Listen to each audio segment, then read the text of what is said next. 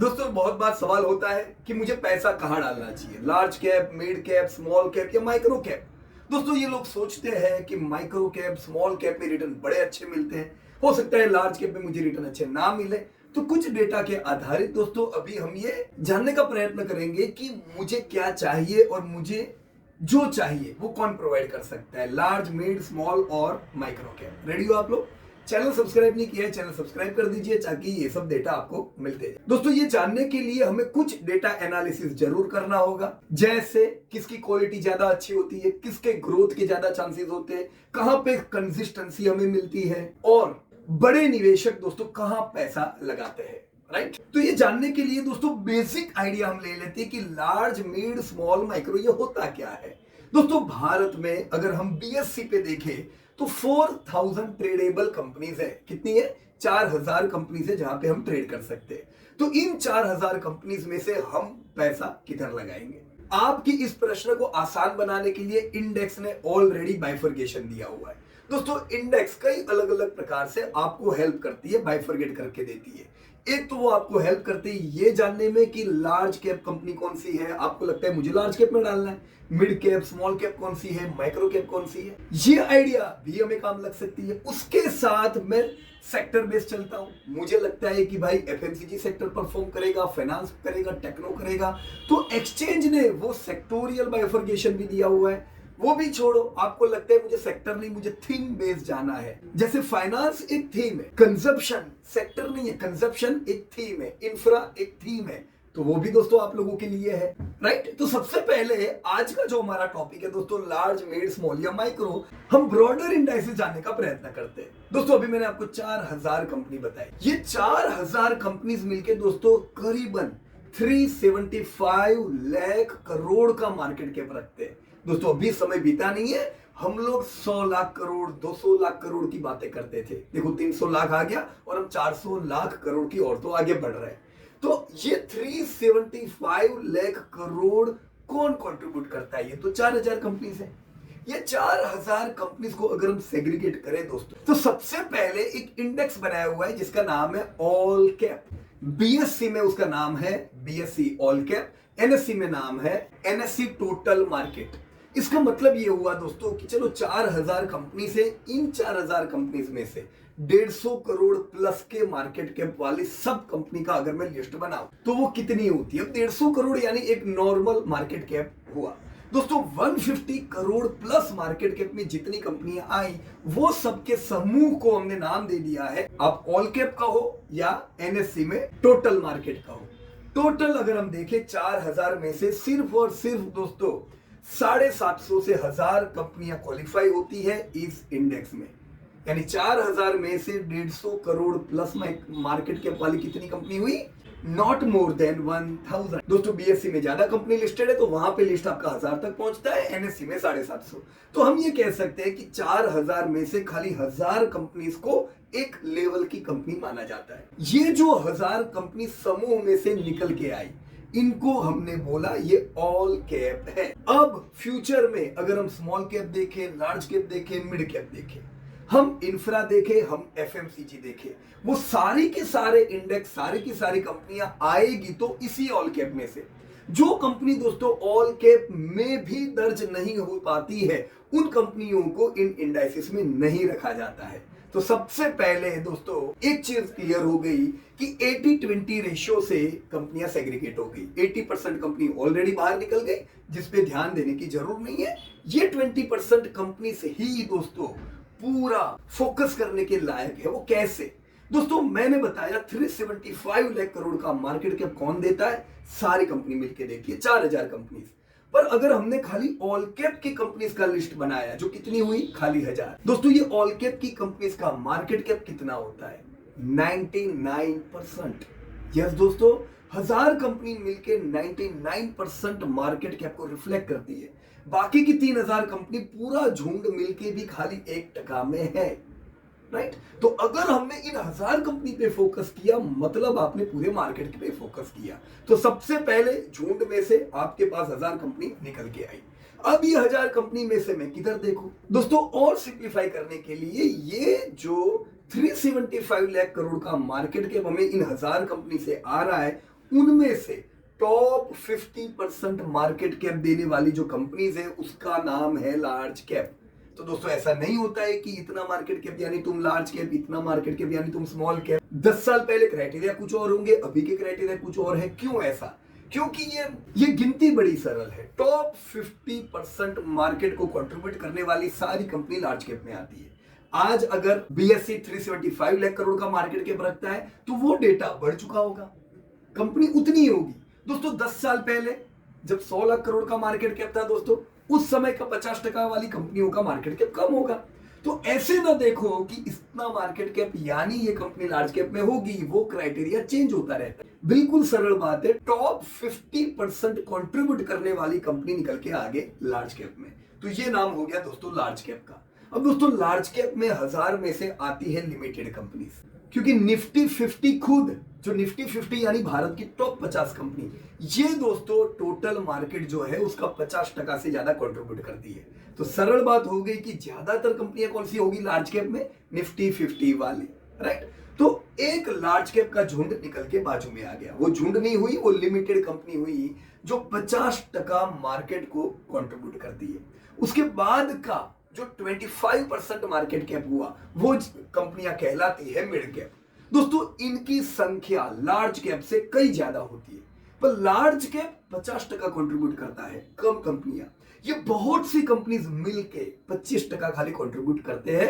तो लार्ज के बाद का समूह बड़ा है, वो बना मिड, और उसके बाद जो 25% बची दोस्तों, उसके बाद 25% जो बची वो सब आती है दोस्तों स्मॉल कैप में। क्लियर? तो सबसे बड़ा समूह किसका है? स्मॉल कैप का। वो कंट्रीब्यूट कितना करते हैं? खाली 25%, पर उनकी संख्या ज्यादा है।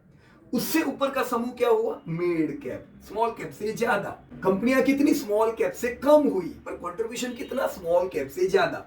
उससे ऊपर कौन? Large cap. लार्ज कैप की कंपनियां लिमिटेड, पर आधा मार्केट तो ये लोग कवर करते हैं। दोस्तों ये हुआ large cap, mid cap and small cap. अब माइक्रो कैप क्या हुआ? जैसा मैंने आपको बताया दोस्तों अभी कि ऑल कैप में करीबन 1000 कंपनीज है। वो 1000 कंपनीज को तो हमने बाइफरकेट कर दिया, लार्ज, मिड एंड स्मॉल।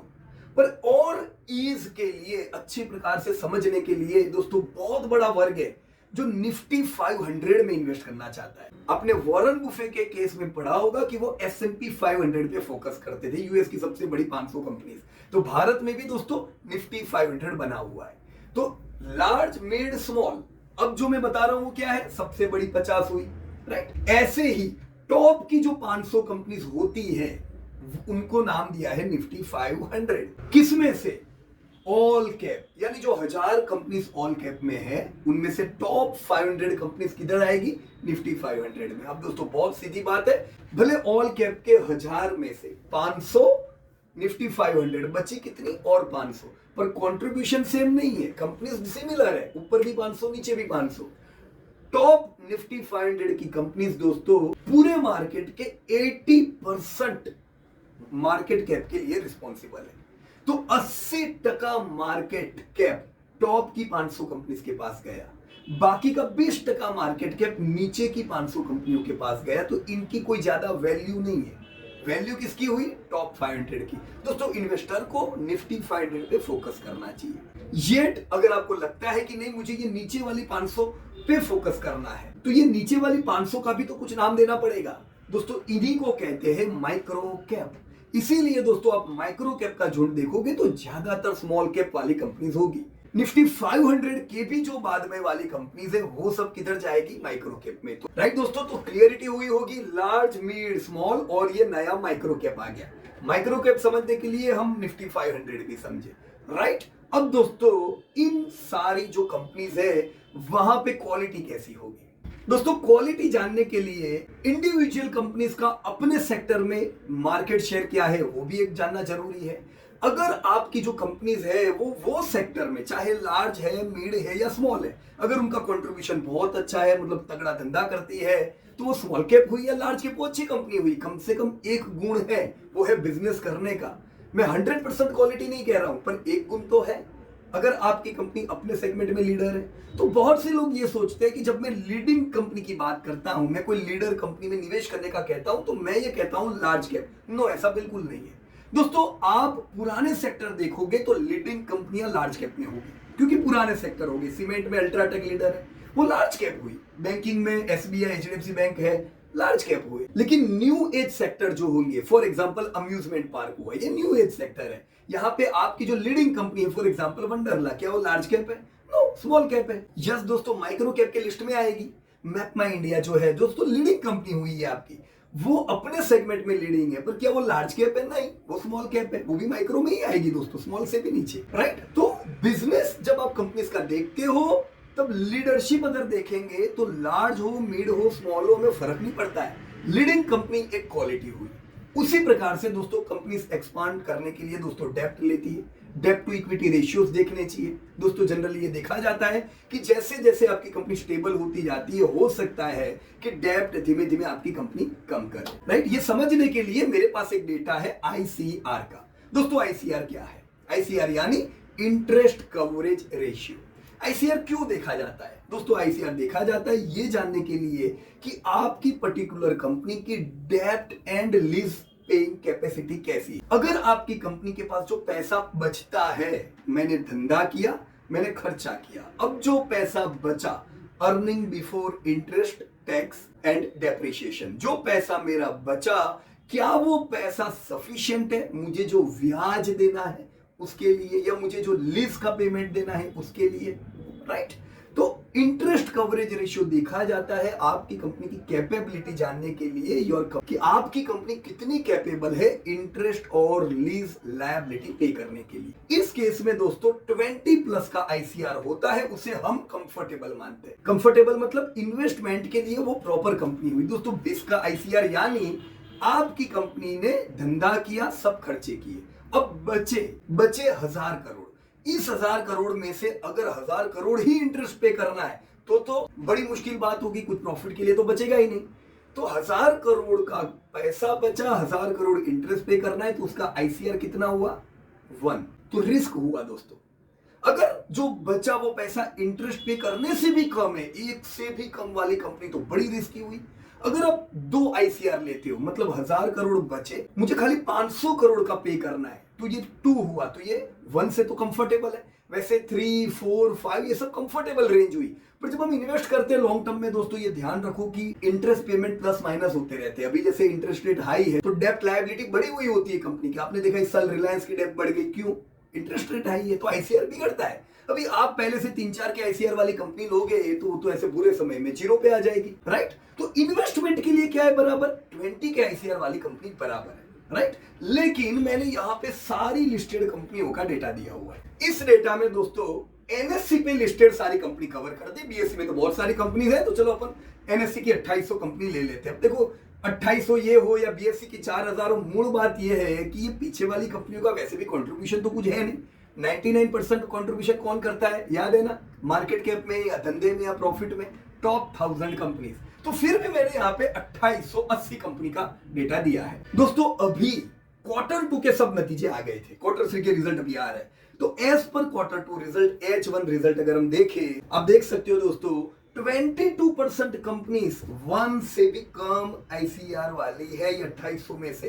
तो रिस्क ट्रिगर होना चाहिए कि भाई ये 22% कंपनीज तो ऐसी है जिनको जितना इंटरेस्ट या लीज पे करनी है उतना भी पैसा नहीं बच रहा है। तो high risky companies, all those companies which are having below less than 1 ICR. दोस्तों 31% कंपनी 1 से 4 के आईसीआर में आती है, ये भी रिस्की है। और दोस्तों 48% कंपनीज का आईसीआर 4 से ज्यादा है। मैंने पहले कितना बताया, हमको कितना चाहिए? 20।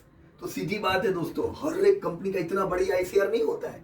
आप यहाँ पे इतना देख लो कि 50% कंपनीज तो लिस्टेड जो है वो 4 से कम आईसीआर वाले। इसका मतलब कि ये 50% कंपनीज में रिस्क है।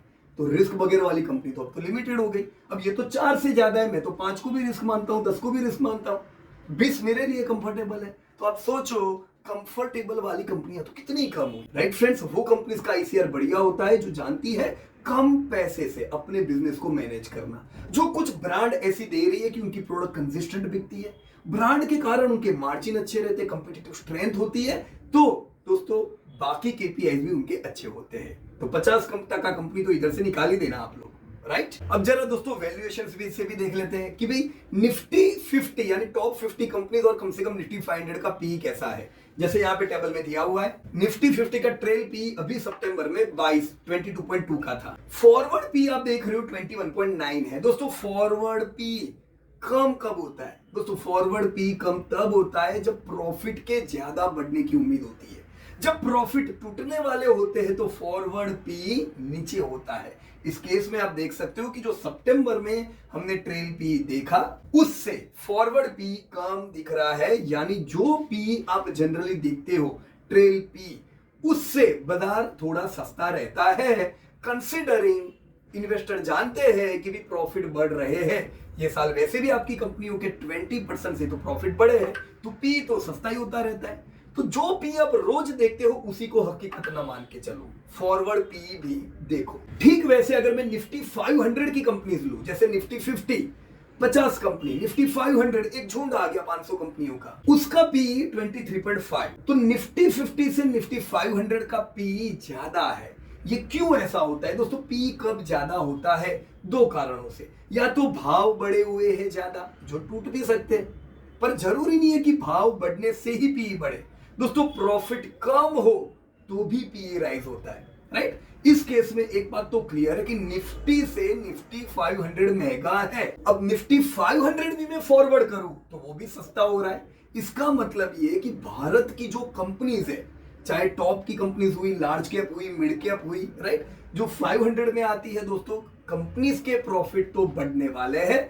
आप जो पी देख रहे हो उससे पी सुधरने वाले हैं। अब दोस्तों ये इंडेक्स का परफॉर्मेंस है, अलग अलग इंडेक्स का, खाली ये 9 महीने का, ये लॉन्ग टर्म परफॉर्मेंस नहीं है, ये ध्यान रखिएगा, राइट। ये 9 महीने में क्या हुआ दोस्तों? पिछला साल याद कीजिएगा, इन्फ्लेशन हाई होने से प्रॉफिट जबरदस्त धराशायी हुए थे, तो प्रॉफिट गिरे थे, प्राइस टूटे थे।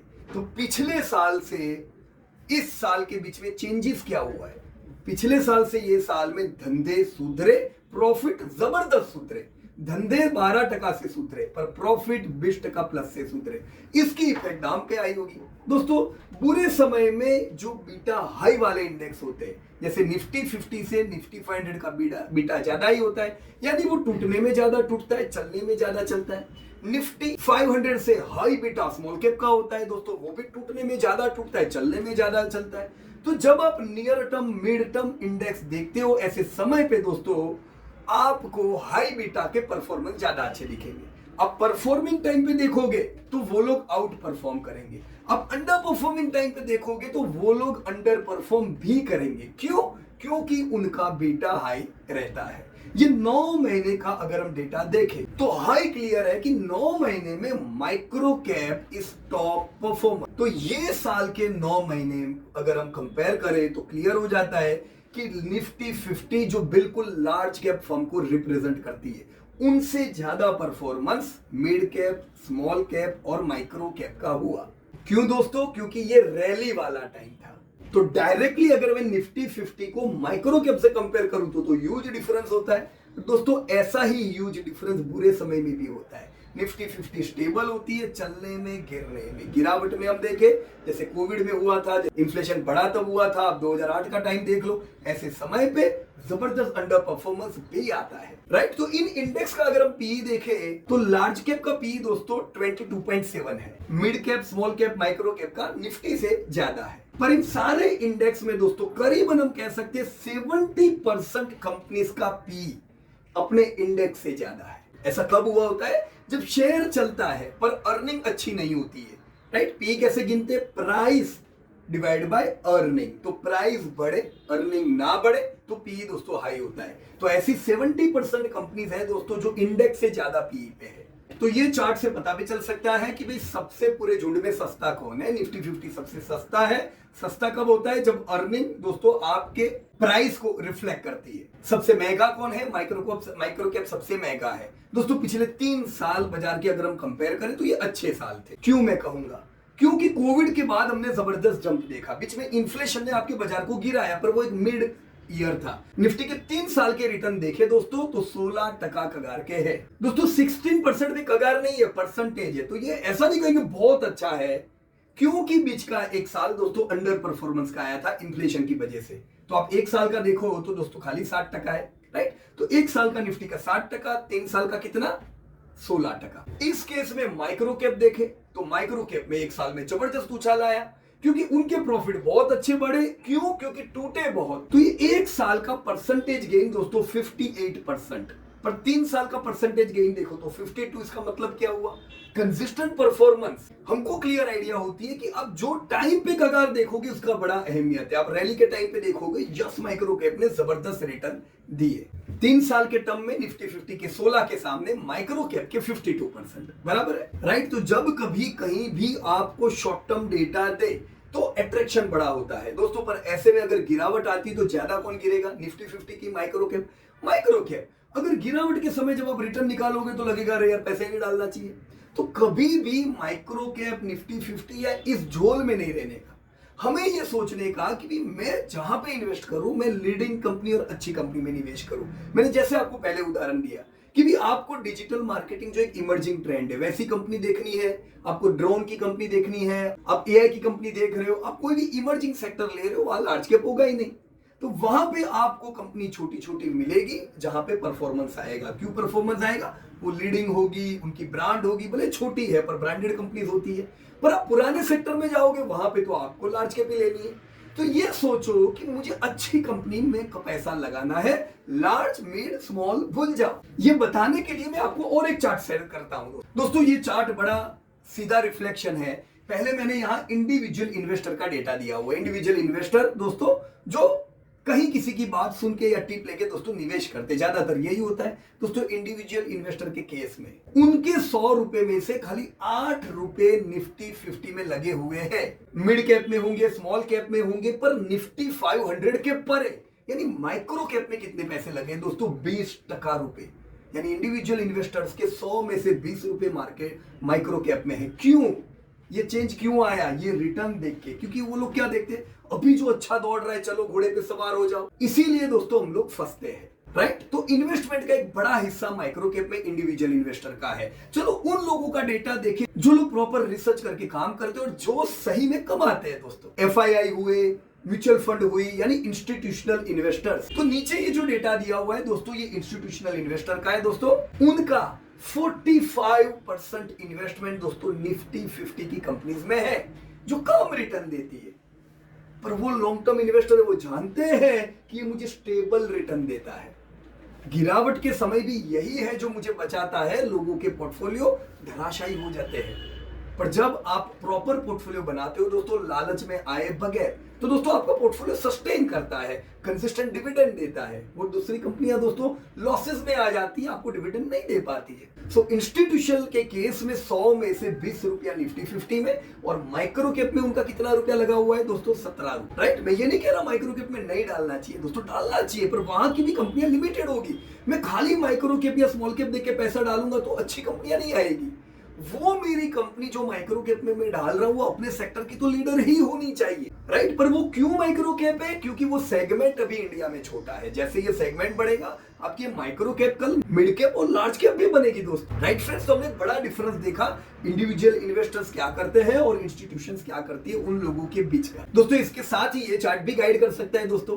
जैसे म्यूचुअल फंड की स्कीम्स होती है, वो कई उनकी प्रोडक्ट होती है दोस्तों। लार्ज कैप में भी वो लोग निवेश करते हैं, उनकी लार्ज कैप स्कीम्स होती है, मल्टी कैप स्कीम्स होती है। जैसे हमारा जो फंड है India fund runner fund, that is multi cap fund. Large cap भी हुआ, मिड कैप भी हुआ, स्मॉल कैप भी हुआ, सब कुछ उसमें आया। तो जब कोई भी निवेश की स्कीम लॉन्च करते हैं उनको सबको ध्यान में रखना होता है। उनको पता है कि कुछ लोग लार्ज कैप सिलेक्ट करेंगे, कुछ लोग स्मॉल कैप, तो वो सारी स्कीम्स लाएंगे। पर इन्वेस्टर के हाथ में है, अगर वो एजुकेटेड इन्वेस्टर है फाइनेंस का, तो वो प्रॉपर स्कीम सिलेक्ट करेगा। नहीं तो क्या है, जैसे ये चार्ट में आप देख रहे हो 19 से लेकर 23 तक लार्ज कैप की स्कीम में आउटफ्लो आया है, क्योंकि इन्वेस्टर्स ने अपने पैसे लार्ज कैप में से निकाले। और अब स्मॉल कैप की स्कीम्स में देखो दोस्तों जबरदस्त इनफ्लो आया है, राइट। तो म्यूचुअल फंड की स्कीम्स का इनफ्लो आपको क्या बताता है, उनके पास तो मल्टीपल स्कीम्स हैं, लोगों ने क्या चुना है, स्मॉल कैप को ज्यादा प्रायोरिटी दी है और उल्टा लार्ज कैप में आउटफ्लो आया है। पर आउटफ्लो अंडर परफॉर्म करेगा, इनफ्लो आउट परफॉर्म करेगा, ऐसा कुछ भी नहीं होता है। म्यूचुअल फंड बड़े होशियार इन्वेस्टर है, पर इन्वेस्ट करने वाले लोग रिटेल है दोस्तों, राइट। हालांकि जब आप सब फंड मिला दो दोस्तों, तो म्यूचुअल फंड का निवेश टॉप 100 कंपनी में 17% का है, 100 से 200 में 22%, 200 से 500 में 19%। तो कुल मिला के ज्यादातर पैसा दोस्तों कहां लगा हुआ है? टॉप 500 कंपनीज में। पर यहाँ पे सबसे बड़ा जंप हमने कहां देखा है? म्यूचुअल फंड के निवेश में दोस्तों, माइक्रो कैप में। याद है ना, माइक्रो कैप यानी 500 से 750 वाली कंपनीज। माइक्रो कैप की स्कीम्स में 10.7% का होल्डिंग था 2020 में, जो अभी होल्डिंग 15% पहुंच चुका है। Alright friends, as a investor मुझे क्या करना चाहिए जब मैं इन्वेस्ट करता हूं दोस्तों? मुझे लीडिंग कंपनी में, टॉप क्वालिटी में इन्वेस्ट करना चाहिए। जब आप अलग अलग डिमांडिंग इंडस्ट्री देखोगे जहां पे ग्रोथ आता है और अच्छी कंपनी ढूंढोगे, ऑटोमेटिकली आपका पोर्टफोलियो मल्टी कैप होता है दोस्तों। लार्ज कैप कंपनीज भी आती है क्योंकि वहां पे भी बढ़िया ग्रोथ आता है। हर एक लार्ज कैप में नहीं, पर ग्रोइंग इंडस्ट्री के लार्ज कैप में तो ग्रोथ आता है ना। मिड कैप भी आती है, स्मॉल कैप भी आती है, और आपके पोर्टफोलियो में माइक्रो कैप भी आती है। तो पोर्टफोलियो बनाते टाइम ये मत सोचो कि मैं स्मॉल कैप में डालूंगा या लार्ज कैप में डालूंगा, मैं लीडिंग कंपनी में, अच्छी कंपनी में डालूंगा। पोर्टफोलियो ऑटोमेटिकली दोस्तों आपका मल्टी कैप होगा। मुझे उम्मीद है दोस्तों आज जो हमने डिस्कस किया वो कुछ काम जरूर लगेगा आपके लॉन्ग टर्म ग्रोथ और सस्टेनेबल पोर्टफोलियो के लिए। Thank you very much and जय हिंद।